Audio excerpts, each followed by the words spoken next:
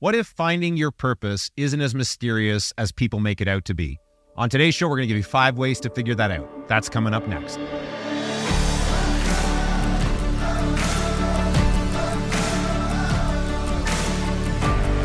Hi, and welcome to the Living Richly podcast. My name is Rob Dale, and I'm here with my amazing friend, Aaron. Did I get an upgrade? Deschamps. I got an upgrade. Steve, I got an upgrade. Hey, Steve's here. My amazing friend, Eric Deschamps, and Steve. Wah, wah, wah. No, we are talking today about purpose. Now, this is one of those ones that's going to fire both of us up. I know that we absolutely love to talk about purpose. It is something that so many people are wrestling with. And how do I find my purpose in life? And yet most people live their lives almost like it's Groundhog Day, right? They go through every day over and over again. They got the same playlist on repeat. They're just kind of living out the same day 20,000 times until it's over and not really having any sense of this. And yet our purpose is kind of screaming in the background. It is doing everything it can to be discovered by us. 100%. And this is what our very early on in the show, we want to turn this on its heels, is that oftentimes we talk about finding our purpose. And we're going to give our listeners practical ways that they can do that you can get clear on what your life's purpose is all about. We're going to give you some principles to consider. We're going to give you some questions that you can reflect on. But what we want to say to you right out of the gate is that your purpose is trying to find you. And it's been trying to find you probably your entire life. And the tools that we're going to give you and the questions we're going to arm you with are designed to just get more present to that voice that's been speaking to you and that on the door of your life that's saying, this is what you're all about. It's like your compass. It is really that center, that anchor that helps you, really lets you live out your fullest and most fulfilling life. It comes out of that sense of knowing the purpose, knowing why you exist, knowing what it is that you're about. All of those things are absolutely critical to living your richest life. Yeah, it's a vision of your preferred future. It's getting clear again. We've heard it from recent guests on the show and really been enjoying those episodes, by the way. And we've got some more great guests coming up in the weeks to come. But this notion of crafting a vision for your life, crafting a strong sense of this is what matters to me. This is my why. This is what makes me happy, and I'm turning up the volume on that. I think it was even Anastasia again who said that once you get clear on it, you protect it, you nurture it, right? I love that language of the protecting, guarding it. It becomes so critical. I also love what Kelly Flanagan talked about, and it's so important. Anytime I have a conversation with anyone around purpose, I will use Kelly Flanagan to kind of start out that conversation. We do not want to fall into the trap that our purpose defines who we are. Right. Purpose is the sequence matters. We need to first come to grips with that radical self-acceptance that we talk about so often. Once we've accepted, we really are truly loving ourselves, then we find the community upon which we can live out our authentic self. And it's in that sequence purpose is found. Absolutely. And to your point, if we don't get that right, then many of the things that can be attributed to purpose are really an attempt to meet some unmet need in our lives, right? We chase that sense of validation and worth in either our work or our relationships. And purpose is that work piece where we feel we're making a difference or contributing. But, I did it for so long, you did it for so long, chasing validation, chasing our worth in our work leaves us feeling very, very empty. So the sequence really does matter. But once you've gotten clear on the fact that you're as worthy as you'll ever be, right? There's nothing that you and I can do or that our listeners can do to add to the inherent value that they already possess. Once you get clear on that, then you show up more meaningfully in all of your relationships. And when you then begin to experience that true sense of belonging, because it's a belonging that's not based on falsehood or presenting or projecting some false version of yourself that you think people are going to love and accept. It's about actually living as your authentic self. That's when you experience true belonging, true community. Then all of a sudden, it's like, I loved how Kelly said it. All of a sudden, it's like hey, I've always wanted to do this thing, right? It begins to emerge as well. So purpose is so important. It really comes down to writing your own story. And I think of the people that have inspired me the most, the people that I've looked up to the most. These are people that have they've got lots of things going for them. But what often inspires me is their sense of purpose, their vision, the clear sense of direction, the path that they're on. It unleashes a power and a force in our lives. It having a purpose and letting it come out of who we are, our authentic self. There's a freedom then in living how we live that out. It's interesting because we've both made comments many times that the Living Richly stuff that we are working on, this podcast and all the other elements that come into what Living Richly is all about, is our most passionate. It is our most significant, important work. It is our purpose. Yeah. It is really what wakes us up in the morning, gets us going, and all of this. But it's interesting because if you were to go back 5 years ago, maybe 8 years ago, as Rhapsody, of course, the company that we co-own with Trevor, when we were exploring the idea of life coaching at that point, there was a lot of kind of where we're discomfort. We didn't really want to be in that world. Let's face it, none of us, all three of us at that point, were not in a great place personally. That's my point. That's why the exactly. discomfort, right? So we were looking at going, I don't want to do it. And we would use all the excuses in the world. Anybody's read Chicken Soup for the Soul and they've become a life coach, right? And it's like, right, exactly. So we were just so uninterested in that. Fast forward and we start doing all this internal work and we start to really see transformation happen and all of this. And then you introduce the 4x4 model of what we Living Richly is based on it. We start to put that into practice and all of a sudden the lens of what this is about opens up and the freedom to step into what is at its very core, some would call life coaching. Right. We think it's so much more than that, but at its core, all of a sudden it become the most important work that we do. Right. I think we were even having a conversation recently with Steve, our producer, and I think he was trying to gauge, so where's this thing going? Are you guys are you thinking you're kind of are running out of steam? Do you think just begun? It's just begun, baby. But he was honestly just inquiring about where do you see the show going, and is it going to be like 30 episodes and done, or whatever the case may be? And we know the answer to that is this is episode 31. So it's not 30 episodes and done. We're going to do 32. 33. And then we're calling it. No. I think my answer to him was based out of a conversation you and I recently had where I said to you, I have never been more clear about my purpose in life. And my purpose is about this. This podcast has been born out of purpose. And we're going to get into the principles and the questions in just a second here because we promised to give them to you and we're going to go there really, really fast. But this podcast has been born out of purpose. And one of its key reasons for existing, I believe, is to wake people up, is to be that wake-up call, to be that rallying call that there is a better life waiting for you. Your purpose has been waiting for you. Your purpose has been pursuing you. And we hope that the principles we share in today's show are going to help you find it. Yeah, absolutely. And let me say, normally this is something we say at the very end of the show. I'm going to say it now, and I'm actually going to, encourage you, if you're listening in right now, hit pause and hit subscribe, and then you can start playing it again. But subscribe to the podcast because we're so excited with some of the guests we've got coming on, some of the things that we're going to be doing. It really is again, we're passionate about this because it's something we believe in, but want to encourage you to be part of the journey with us and really make sure you don't miss any of this at all. And I'd say as well, we may as well, while we're on the subject, testimonials help, liking and sharing it on social media help. Folks, we really are passionate about getting this message out to as many people as possible.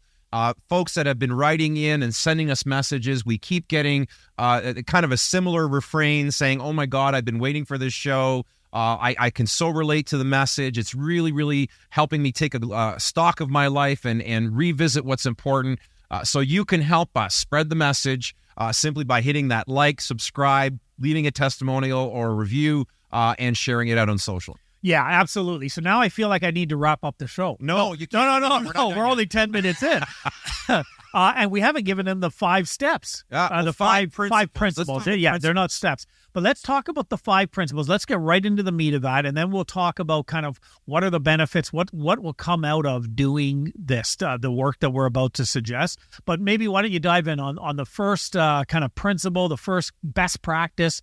If someone is listening in and they're like, okay, I'm ready, I want that passion, I want to find my purpose, my why, what's the first thing they need to do? I would say, as I was preparing for the show and I began to reflect on what are some principles that we could that could be helpful for our listeners and that have been useful to me, the first one is learning to listen to your heart.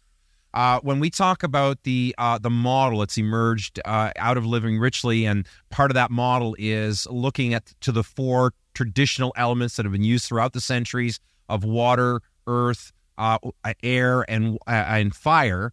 Of the 4 elements, when we talk about purpose, we talk about passion, we talk about your heart. That's the fire element, right? It's about what matters most to you. It speaks to a lot more than that, but it certainly speaks to this element of fire. It's about following your intuition.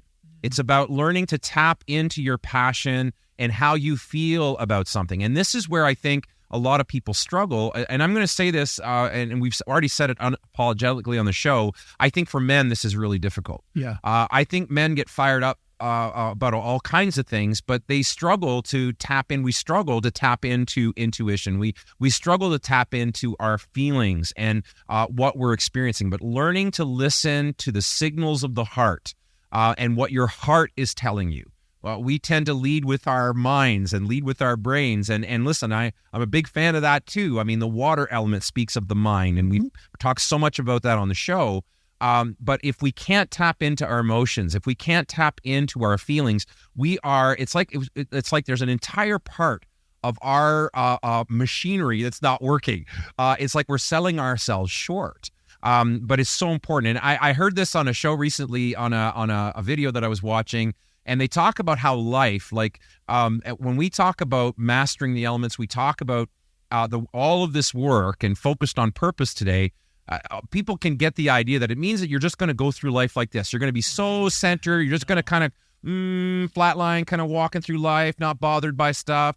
And the speaker said, no, that's not how life is. He says life is like a heartbeat. When you see a heartbeat on one of those machines, it's going up and it's going down, it's going up and it's going down in a predictable fashion. But there are lots of ups and downs. The only time we're going to experience a flatline in our lives is when we're dead. Right? We don't want that. But the ability to tap into our intuition when life is up and tap into our intuition and our feelings when life is down, and to be able to use those as signals to indicate what are some things that we could get passionate about, that we are passionate about. Because I would say this, even when you get angry, often if we get angry, really angry about something, it's because we're passionate about it. Yeah. But often all we get hung up on is the negative emotion, and we don't go deeper to say, well, wait a minute, this really matters to me. And is this something that I'm supposed to do something with? Yeah, angry is not necessarily a bad emotion. I think as well, certainly as you start to tune into those emotions and you try to figure out what am I passionate about, one of the questions you want to ask with those emotions and with how you get kind of how you react is this an expression of my authentic self, or is this an avoidance? Is this something I'm doing to avoid the true who I am? And so we might get really angry at something because we're trying to hide how we really are feeling or what we are really kind of thinking. Or we may be angry because we're passionate again. I know for me, one of my core values, I've used different language, but it stemmed out of this notion of fairness. Not that everything in life is fair, but that people should be treated fairly. And I do find myself, I get riled up when I see somebody who is being treated unfairly, a subculture that's being treated unfairly and so I can be passionate about that. And much of my passion and much of my purpose is to rise up and to defend the rights of those who maybe don't have a voice. Right.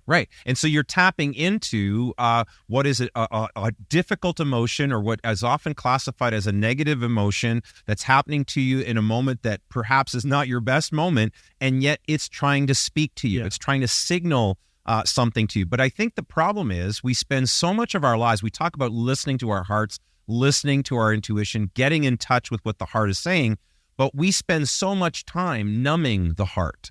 We spend so much time avoiding. We spend so much time distracting ourselves because we're uncomfortable with being uncomfortable. We're uncomfortable with discomfort. We want to avoid it at all costs.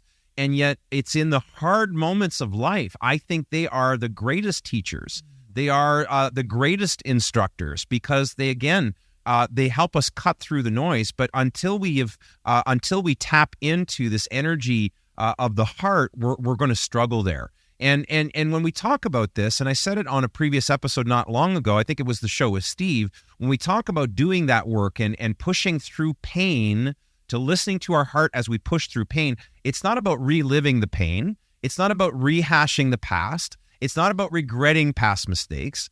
It's about redeeming the pain. It's about reclaiming your past and recycling every mistake, every bad moment as it makes sense to, in order to fuel that journey and to educate you again about what are the things that really matter to you.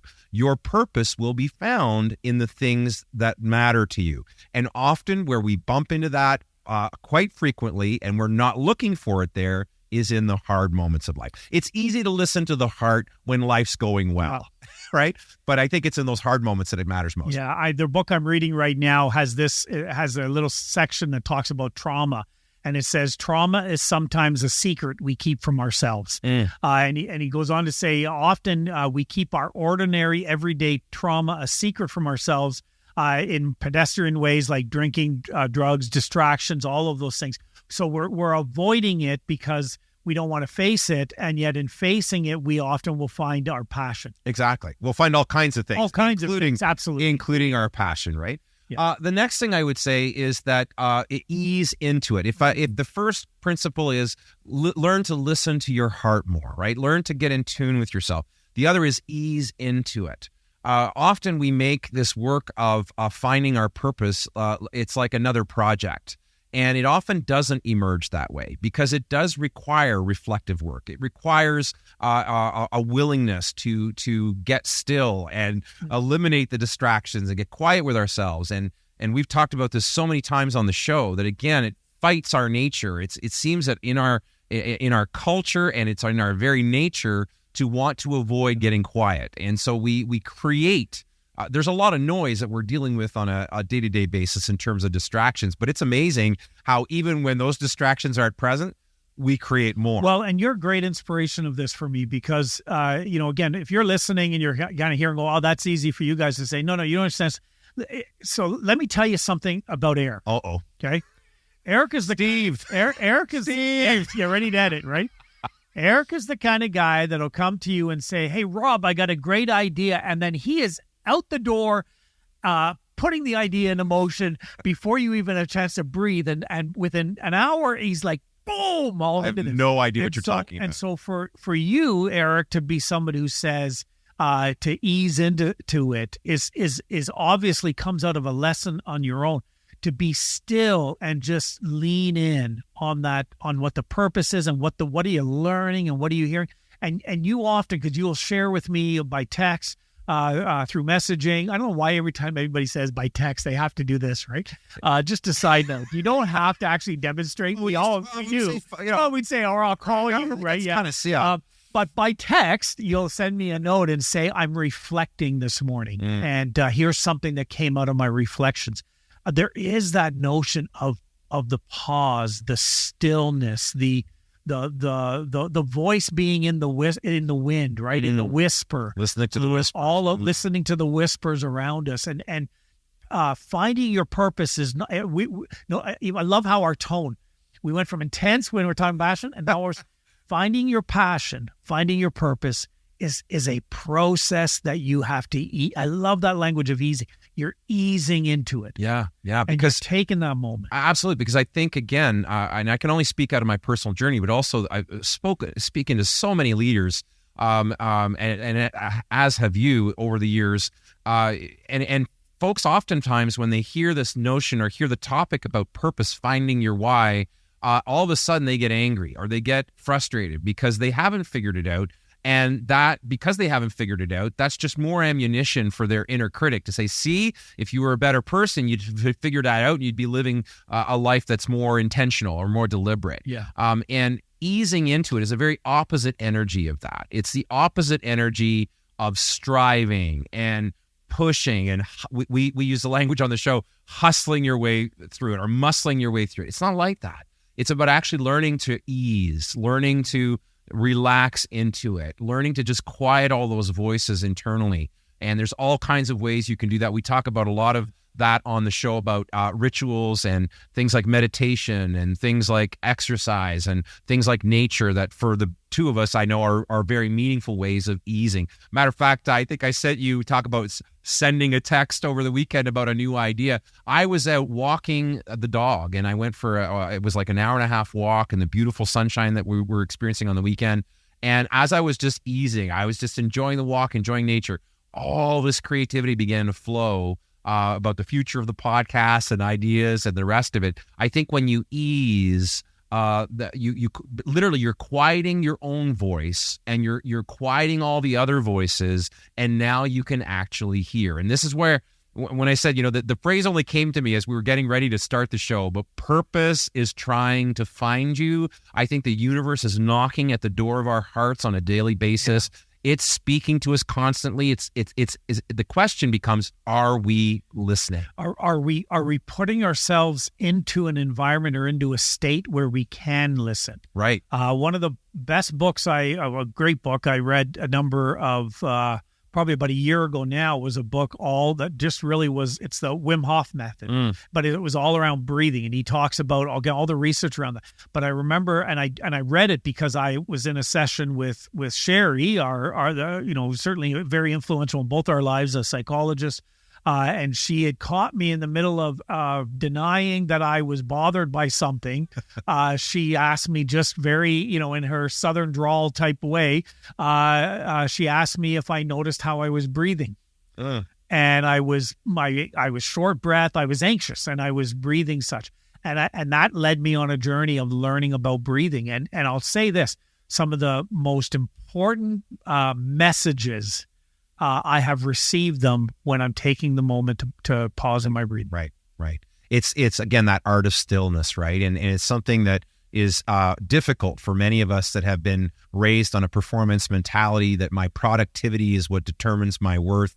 It's hard for us to see the value in slowing down, but I can tell you that no great idea that ever came to humankind came in a moment of busyness. They come to us often in moments of stillness. So learning to listen to your heart and how it's informing you, especially as you push through pain about things that may matter to you, that you may be passionate about, and may become part of your purpose. Yeah. Learning then to ease into it, not make it the next project or the next checklist or checkbox, right, that you have to tick.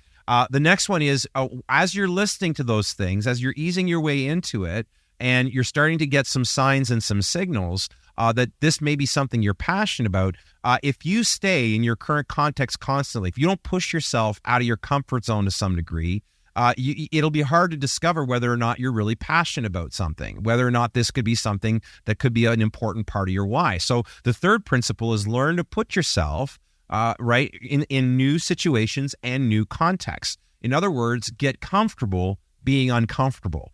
Get comfortable stepping out and trying something new, understanding that it may not work and that failure may ensue, and that that's okay. Yeah. I think we're so afraid of failing. We're so afraid of trying something new, and the fact that we may look foolish. We've heard so much about fear in the last several episodes. It's amazing. The last two guys, we had Steve on, we had Anastasia. They both spoke about fear as sort of that primary response. When you decide to leave the nest of your comfort zone and take a step and try something, that the first thing you're going to run into is fear. right? But learning to put yourself in those contexts, it's the only place where now you can actually test, is this important to me? But understand that when you do that, it's going to be uncomfortable. Yeah, let me share a story. The first time I went off-roading, so I bought a Jeep. I'd wanted a Jeep for years and years. I didn't buy one, lots of different reasons. But anyway, finally went out and bought my Jeep Gladiator, and wanted to go off-roading. And so my first thought was, we have a mutual friend of ours, Jean, who I knew he Shout out to Jean Richest. and he I wanted to reach out to him. Okay, Jean, when can we go off-roading? I want you to go with me. I wanted somebody connected to it, and he wasn't available. And he was busy with some stuff, and I just wanted to get out there. And I'm an introvert, meet new people, try new things, all of this stuff. And maybe you're listening, you're maybe relate to me, is like, hell no, right? And yet, hell no, I won't go. And I bought this Gladiator for the purpose of, I wanted to go off-roading, and I wasn't. And I remember reaching out. I joined one of the Facebook groups and reaching out to a guy in the group who he had just posted saying, going to go off-roading this week, and who wants to join? So I was like, and I reached out to him and said, yeah, I'll go with you, Bo. And so I go out with Bo, and he's got a bunch of other people there, and had the time of my life, and absolutely loved off-roading and getting out there and experiencing that and all the challenge. And I remember sharing some videos with you and with Trevor and talking about how much I was enjoying this and everything like that. And I enjoy it. I don't get out as often. I have a bunch of things that I enjoy doing along with that. But it was a moment that if I had not taken that, again, it was so uncomfortable to take that step, to get out there and try something different. So grateful that I did it. Yeah. So really what it comes down to is, if you're going to find your why, you have to be willing to try.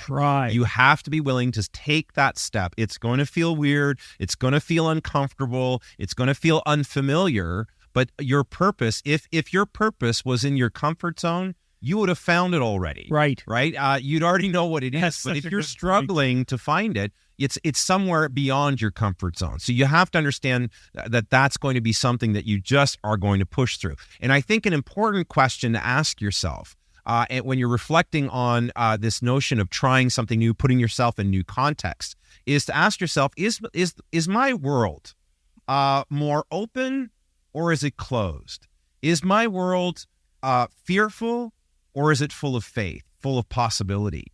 Because the reality is we're going to push through fear, but having a mindset or a worldview that's more open, to possibility, and that is more full of faith than fear, will make that much easier. Yeah, absolutely. Trade your limitations for possibility. Exactly. Right. And that's not just like trite sort of positive psychology. The reality is mindset is everything. And if my internal world sees everything outside of what I know and have experienced as something to be feared, as something to be retreated from, protected from, if my world is hostile instead of friendly and warm, if my world is closed instead of open, then it's going to be that much harder to take those important steps of putting myself in context where I can start spreading my wings, so to speak, and trying new things that I haven't tried before. Okay, let me summarize right now. We're talking about, here's some of those principles, best practices to finding your life's purpose, your reason, all of that. Listen to your heart, ease into it, put yourself into new situations, allow yourself to experience some things. And then I think a fourth one is find people who are doing those things and follow them. Right. Connect to them. Learn to become a learner. In our old language, we would have said become a disciple. Yeah. And really, that's what a disciple is a learner of others, and become a learner of those who are perhaps doing some of the things that you are seeing played out, that are becoming passionate, the people that you admire. How do they do it? Right. And learn from them. That's part of why we're bringing on different guests, is we want people to have a different sense than just ours of those that are living, that have found their purpose. Well, back to your story about going off-roading, like had you not reached out to Jean, had you not connected with some of those other folks in that world, and since then I've connected to that world as well. And I remember my first few times going out, how scary it was. And yet because of their presence, because of their guidance, because of their expertise that I could then lean on, it made that entry Thank you. much less. Of course, you were a huge. Well, you were a huge part of that. But like the surrounding yourself or shadowing people that are doing those things that you're considering doing, learning from them, and sometimes there will be people in your immediate circle. We think of mentors, or we think of people that can be a positive force in our lives. Sometimes they are in our immediate circle or not that far off from our immediate circle, and we may be able to actually shadow them and get to know them and have them influence us directly. I know I've had folks who have been mentors from afar, a book, a podcast, a speaker that I heard, and their words penetrated my heart in a really powerful way, and they influenced me in a pretty significant direction.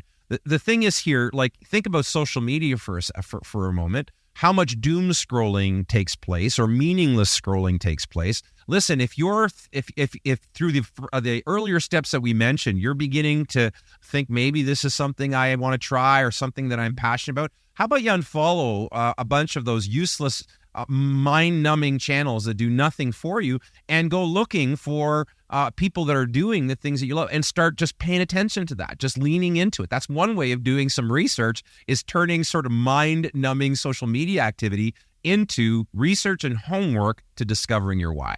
It is amazing how often we miss the opportunity to be mentored by someone just because we're too embarrassed or shy to ask. Right.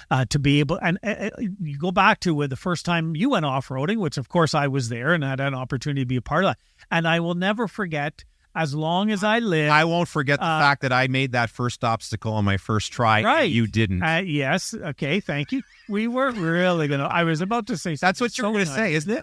Isn't that what you're going to say? I was going to say something similar to that. I was going to leave out the part about the fact that I got stuck. I was going to point out, though, is that you did make that, and not only did you make it, but I will never forget the absolute joy, the exuberance of pride that you had when you crested the cliff, the hill. And when you got up, the gatekeeper, and when you got up to the top of that without because the Gladiator is different than a Jeep Wrangler in its shape. But when you crested that thing, I felt it. I experienced it from you. And so often we have people in our lives who would absolutely love to help shape you, to mentor you. And the joy they get to feel as they watch you come into your purpose is something that it's a gift and a blessing. Yeah. And yet we're too afraid and we're too shy to go up to someone and say, I so admire you and what you're about. I want to learn from you. Yeah, it's powerful. I love that you use that because it's so true. Often we will not reach out to people in our circle out of fear of being a bother or being a burden. I mean, the being a burden script was one of my top 5 for so long, that never wanted to inconvenience anybody. But look at it this way. Perhaps rather than being a bother, you could be a tremendous blessing for the very reasons that you just explained, that them being part of this discovery, whether it's discovering, I mean, we're talking about off-roading, and I wouldn't say that off-roading is our purpose in life. No. But it certainly is a passion and a joy of ours. But the stories are parallel in that finding your purpose is often the same way. There are people that would absolutely delight in being part of that journey and being part of that process. And let me give you one more example around this, because I think this is so important, and we so miss the opportunities to do this. Wendy and I are not recently now, but a number of months ago, we were on a cruise together, and this event pops up on the cruise events near the last day, second last day or third last day, and it's a seminar on how to find happiness. And so Wendy says, "Well, I'd like to go to this seminar." My first thought was, I don't. Oh, really? Oh, like we're on a cruise ship and we're gonna go sit on a seminar about finding happiness. If you can't find happiness, right? Anyway, I was like, yeah, I'd love to go, because I could tell she was passionate about it. I said, I want to enjoy this. So we go and watch it. Great presentation. The lady was really powerful story, really fascinating story of how she found happiness in the midst of incredible tragedy. At the end of the seminar, we stand up. I turn around and start walking out. And all of a sudden I realized Wendy's not with me because she's up at the front having a conversation with the presenter. Wow. And and all of a sudden they're connecting on social media. The presenter has only one copy. She's written a book on one copy. She wants Wendy to have, they've connected at this, and all because Wendy was not afraid to just go up and say, you just influenced me. You just had an impact on me. I want to know more about you. Yeah. I think that's so powerful. And this is why the power of community, the power of people in our lives. Listen, if purpose is trying to find you, so is your tribe. And I think those things go together, man. I think you when you begin to get some signals and some signs, and this is why we say ease into it. Because it's not like it's going to be crystal clear to you right out of the gate. It's not like I'm going to start listening to my heart and all of a sudden the blueprint of my life is just going to drop into my spirit. No, it's not like that. But you'll start to see hints and signs and pointers. And I would say they've been there all along. But this is about getting more in tune with them. You start listening to your heart, right? You start easing into it. You start putting yourself in a new context and situations. You start surrounding yourself with people that are tied to those things. And I would say the last principle that we want to share today before we get into some real practical questions that we can give to our listeners is then decide, is this right for me? Does this fit for me? It's okay if it doesn't. Yeah. Again, it's not a waste of time. It's not a waste of time because think about this. Everything you give some energy and time to investigate, if it turns out, nope, not for me, you just made the choices. You've taken one choice off the list, right? Sometimes it is a process of elimination. So it's okay if it's not for you. This is not about then feeling guilty or obligated. Well, this person invested into me, right? I've invested time and energy into this. I've put it out there perhaps and talked to people. So now I feel a sense I have to do this. There's a big difference between accountability and obligation. Those two things couldn't be more different. And obligation is often coming from a place of fear, guilt, shame. What are they going to think of me if I don't continue down this path? Listen, if you give it a sincere effort, you follow these steps and you kind of get present to something and try it and it doesn't work, it's okay. It's okay to say this isn't for me. And that's why starting with that radical self-acceptance is so critical to this. Right. Because if you don't start there, you will fall into the fear, obligation, guilt mess. And that will be what drives you. But if you have a radical self-acceptance, if you absolutely know who you are, it is a lot easier to walk away from something after you've tried and say, yep, that's not it. Good for you. I think that's awesome for you. That's not it for me. I'm going to try something else.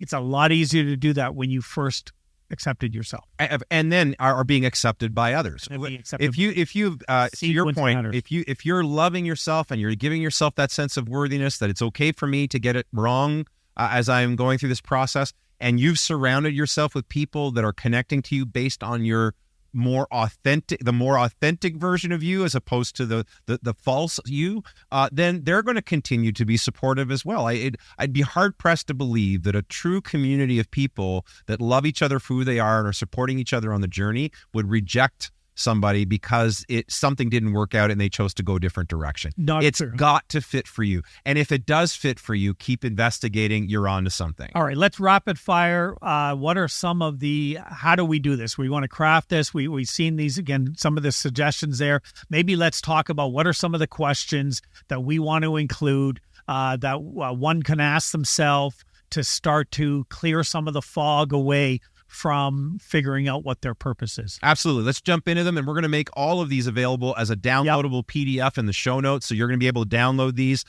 We've created a document where there's space for you to write some stuff in so you can start using it like a worksheet. Let's start with your strengths. One of the most important places to start when you're trying to discover your why is to figure out what you're good at, right? So a couple of questions related to that are my top 3 strengths. What are they? If you were to just get present with yourself and say, what are the 3 things that I'm really good at, right?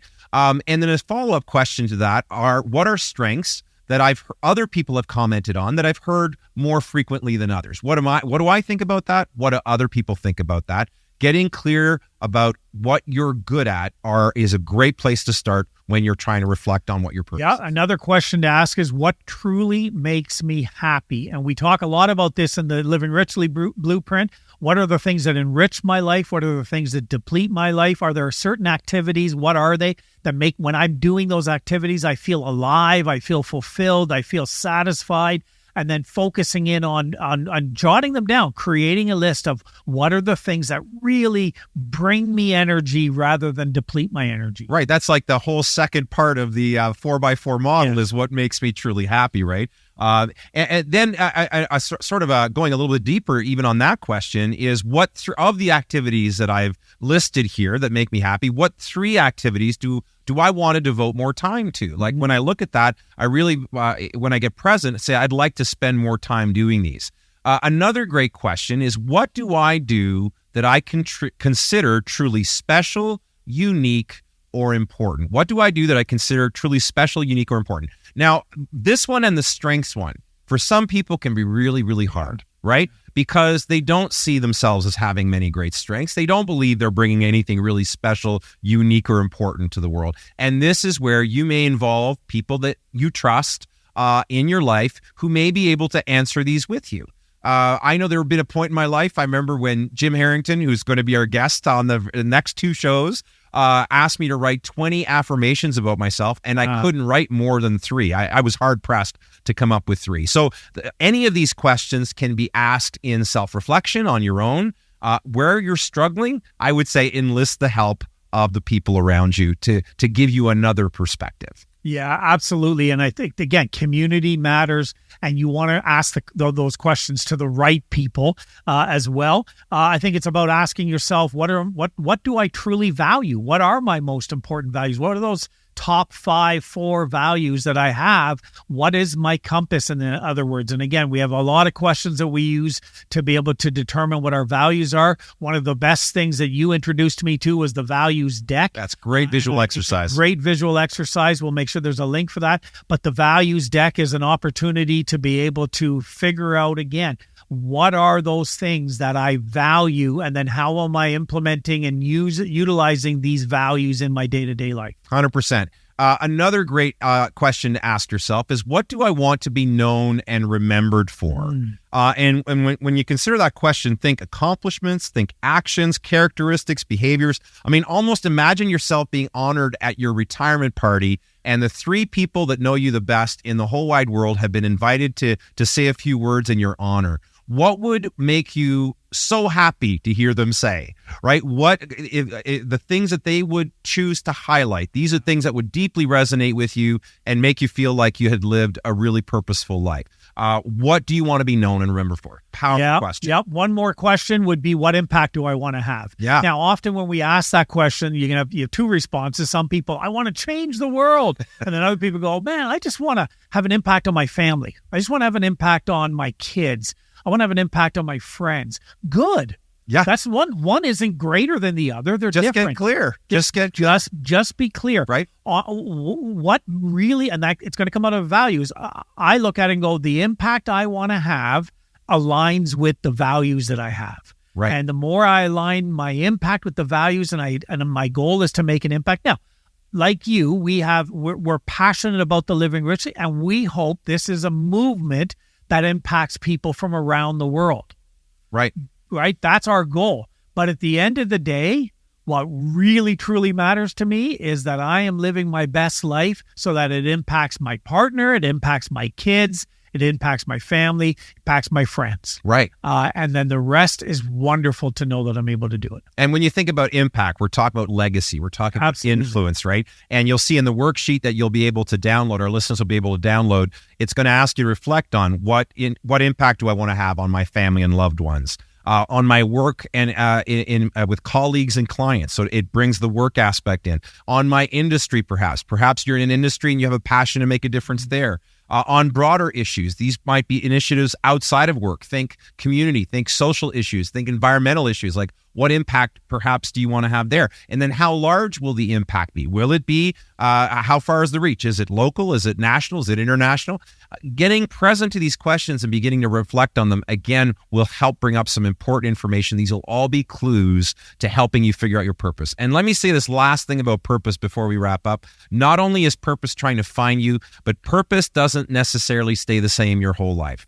You will go through seasons and chapters of your life where the purpose may shift and evolve, and that's perfectly okay. Just as you evolve, that's going to evolve with you. Oh, so true. And that's why we don't want to put our identity in our purpose, right? But we want our purpose to flow out of our identity. Exactly. It's so important that I know we're stressing that and we continue to go back to it. It's because we both fell into the trap of identity coming out of purpose. Did we ever? When the purpose falls apart and we're left you fall in the apart. bag, we fall apart, right? You fall apart. And so you want to be able to the sequence matters there.